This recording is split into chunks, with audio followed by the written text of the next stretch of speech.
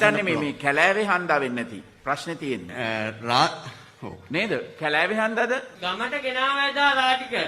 ස්වාබෝතල් 16ක් තිබුණා සර්.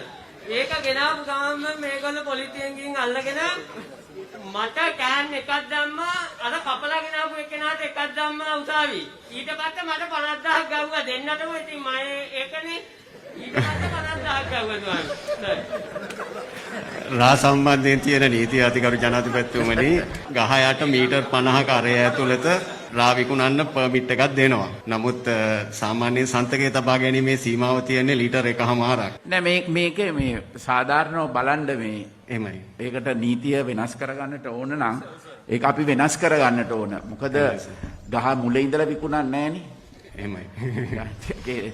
ඒක නිසා එකක් කිතුල් පැණි හදන අයට පැණි හදන එක සම්පූර්ණයෙන්ම නිදහස් කරලා තියෙන කිසිම නීතියක් නැහැ ඒකට. ඔක ඇතුළත් වෙන එකටත් ප්‍රශ්නයක් තියෙනවද ඔයගලන්ට? දැන් ඉස්සරහට මේ ප්‍රශ්නේ තියෙයි කියලා හිතනවනේ.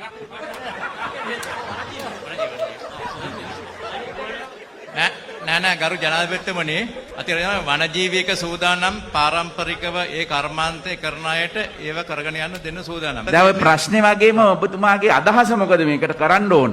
මට අදහස අර මට අපි දෙන්නටම දාන්න නැතුව කෙනෙකුට දැම්මම